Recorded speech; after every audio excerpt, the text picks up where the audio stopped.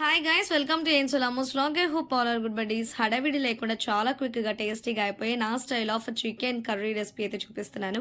చూసేయండి, నిన్ననే ఒక వీడియో పోస్ట్ చేశాను ఫ్లేవర్ఫుల్ రైస్ది. దానికి ఈ చికెన్ కర్రీ అయితే డెడ్లీ కాంబినేషన్ అని చెప్పొచ్చు. ఆ వీడియో చూడుకొని ఉంటే ట్యాగ్ లిస్ట్లో ఇస్తాను, ఒకసారి వెళ్ళి చూడండి. ప్రిపరేషన్ చూసేద్దామా. డెక్ష పెట్టి ఆయిల్ వేసి చిన్న చిన్నగా కట్ చేసుకున్న ఆనియన్స్ వేసి ఫ్రై చేసుకోవాలి. ఆనియన్స్ ఫ్రై అయిన తర్వాత చిటికెడు పసుపు వేసుకొని ఇంకొకసారి కలిపేయాలి. దీంట్లోనే కొంచెం అల్లం వెల్లుల్లి పేస్ట్ వేసి పచ్చివాసన పోయేంత వరకు ఫ్రై చేసుకోవాలి. నాకు ఇంట్లో అల్లం వెల్లుల్లి పేస్ట్ అయిపోయింది, సో అందుకని షాప్ నుంచి తెచ్చిన ప్యాకెట్ అల్లం వెల్లుల్లి పేస్ట్ అయితే వాడుతున్నాను. ఇప్పుడు దీంట్లోనే కట్ చేసి పెట్టుకున్న టమాటోస్, కొత్తిమీర, సాల్ట్ వేసి టమాటోస్ సాఫ్ట్ అయ్యేంత వరకు కుక్ చేసుకోవాలి.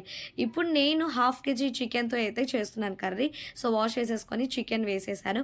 దీంట్లోనే తగినంత సాల్ట్, 1 టేబుల్ స్పూన్ ధనియాల పొడి, మన స్పైసీ లెవెల్స్కి తగినంత కారం కూడా యాడ్ చేసేసి లాస్ట్లో కొంచెం కొత్తిమీర కూడా యాడ్ చేసి లిడ్ పెట్టి ఒక 5 to 10 మినిట్స్ మనం కుక్ చేసుకోవాలి.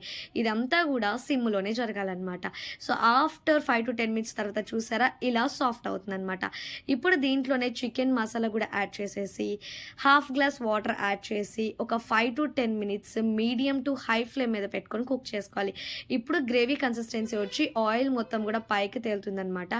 అంతే, ఎంతో టేస్టీ అయినా నా style of chicken curry preparation అయితే రెడీ అయిపోతుంది. ఒక్కసారి ట్రై చేయండి, అద్భుతంగా ఉంటుంది.